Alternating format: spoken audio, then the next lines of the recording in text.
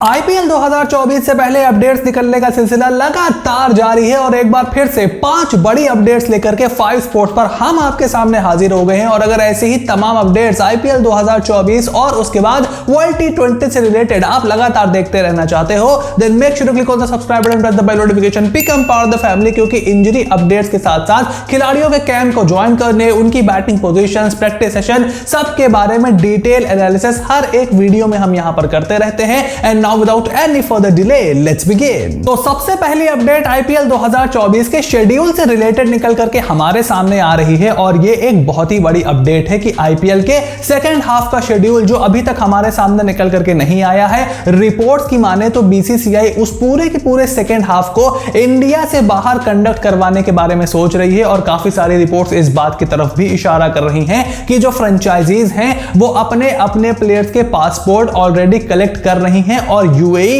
इस दौड़ में नंबर 1 बना हुआ है अगर इंडिया से बाहर आईपीएल को ले जाया जाता है तो। क्योंकि इतनी जल्दी किसी और कंट्री में आईपीएल को लेकर के जाना यूएई के अलावा कहीं भी पॉसिबल नहीं है। जैसे कि आप जानते हो कि बीसीसीआई ने बयान दिया था कि वो जनरल इलेक्शंस की डेट का वेट कर रहे हैं और आज अब हमारे सामने जब जनरल इलेक्शंस के 7 फेजेस की डेट निकल करके सामने आ गई है तो इस बात के कयास लगाए जाने शुरू कर दिए हैं और मल्टीपल रिपोर्ट्स इस बात की तरफ इशारा कर रही हैं कि शायद हो सकता है मे बी आईपीएल 2024 का जो सेकंड हाफ है, जो शेड्यूल ऑलरेडी आ चुका है वो नहीं, जो सेकंड हाफ है वो हमें इंडिया से बाहर खेला जाता हुआ दिखाई दे। और अगर ऐसा होता है तो महेंद्र सिंह धोनी हमें अगले साल भी खेलते हुए दिखाई दे सकते हैं। ये मेरा बस एक पर्सनल ओपिनियन है कि जब इस साल वो चेपॉक में अपनी जर्नी फिनिश नहीं करेंगे तो हो सकता है अगले साल वो फिर से आ जाए। हालांकि आईपीएल को भारत से बाहर करवाना सभी फ्रेंचाइजीज के लिए एंड बीसीसीआई के लिए काफी ज्यादा एक्सपेंसिव और काफी ज्यादा हेक्टिक पड़ता है, तो हमें इसके लिए ऑफिशियल न्यूज का इंतजार करना पड़ेगा। लेकिन हां, रिपोर्ट्स इस तरफ इशारा जरूर कर रही हैं।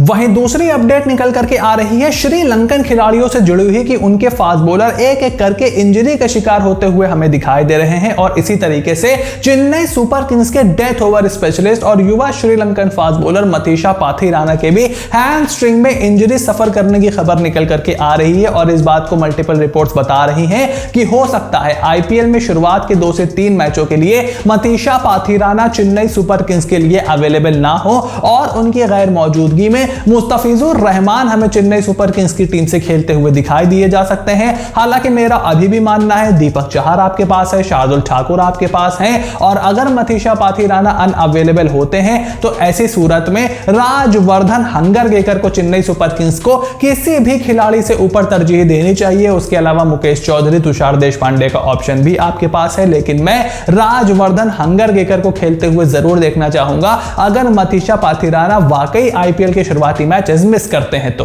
और श्रीलंका के एक और गेंदबाज दुष्मंथा चमीरा मैदान पर वापस आए और बांग्लादेश के खिलाफ हो रही टी20 सीरीज में एक बार फिर से उनके इंजर्ड होने की खबर निकल करके आ रही है। और इस बात के कयास लगाए जा रहे हैं कि कोलकाता नाइट राइडर्स में बतौर रिप्लेसमेंट शामिल किया गया यह तेज गेंदबाज हो सकता है आईपीएल के शुरुआती मैचेस में अनअवेलेबल रहे। मथीशा पाथीराना और दुष्मंथा चमीरा के अलावा लाहिड़ू कुमारा ने भी मैदान पर वापसी की और आते के साथ ही वो फिर इंजर्ड हो गए। इससे श्रीलंकन क्रिकेट बोर्ड के इंजरी मैनेजमेंट पर भी सवाल उठ रहे हैं। श्रीलंका की मेडिकल टीम के ऊपर भी उनके फैन सवाल उठा रहे हैं। लेकिन जहां तक आईपीएल का सवाल है तो कोलकाता नाइट राइडर्स ने दुष्मंथा चमीरा को गस एटकिंसन के रिप्लेसमेंट के तौर पर अपनी टीम में शामिल किया था और ऑलरेडी ये बंदा बहुत ही ज्यादा इंजरी प्रोन रहता है, बहुत ज्यादा इंजरी की वजह से ये क्रिकेट मिस करते हैं। वर्ल्ड कप 2023 भी ये इंजरी की वजह से नहीं खेल पाए थे। ऐसे में हमेशा की तरह ये एक रिस्की ऑप्शन जरूर था, लेकिन केकेआर के लिए अच्छी खबर यह है कि ये इनके फर्स्ट चॉइस प्लेइंग 11 में जगह नहीं बनाते हैं। वहां पर मिचेल स्टार्क आपको खेलते हुए दिखाई देंगे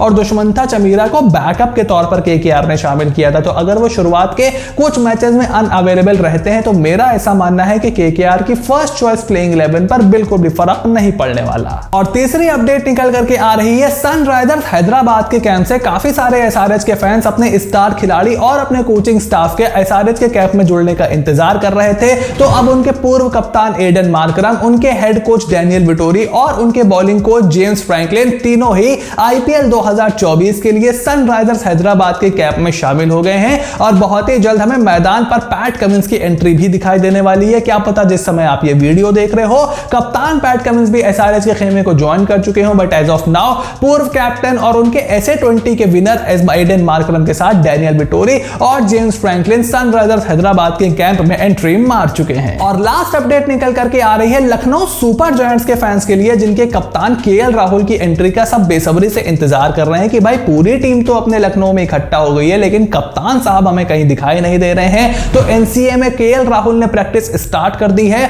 और वो विकेट कीपिंग की प्रैक्टिस करते हुए कुछ फोटोज में दिखाई दिए जा सकते हैं। यानी कि इस बात की कयास जो आईपीएल शुरू होने से पहले लगाए जा रहे थे कि केएल राहुल मिडिल ऑर्डर में खेल सकते हैं और एज अ विकेट कीपर खेल सकते हैं, हमें फिर से वो बात सच होती हुई दिखाई दी जा सकती है। हालांकि मेरा ऐसा ही मानना है कि भाई वर्ल्ड T20 में जगह बनाने के चक्कर में अपने अभी से इंजल चल रहे घुटने और क्वाड को लेकर के थोड़ी सी उनको सावधानी बरतनी चाहिए। वर्ल्ड कप में जगह बनाने के चक्कर में विकेट कीपिंग की ड्यूटीज उन्हें नहीं करनी चाहिए। क्विंटन डी कॉक ऑलरेडी आपके पास है, निकोलस पूरन ऑलरेडी आपके पास है। तो ये मेरा ओपिनियन है कि केएल राहुल को एज अ फील्डर ही खेलना चाहिए, वहीं पर उनको थोड़ी सी सेफ पोजीशन भी ध्यान में रखनी चाहिए because as a batsman Lucknow Super Giants को उनकी बहुत ज्यादा जरूरत है। हाँ, अगर वो ओपन नहीं करना चाहते फेयर इनफ आप उनको मिडिल ऑर्डर में खिला सकते हो, but as a wicket keeper इतने लंबे टूर्नामेंट में जहां अलग अलग तरीके की कंडीशंस होती है, अलग अलग जगह आप ट्रैवल करते हो, मेरा यही मानना है कि केएल राहुल को विकेट कीपर नहीं बनना चाहिए। बट उन्होंने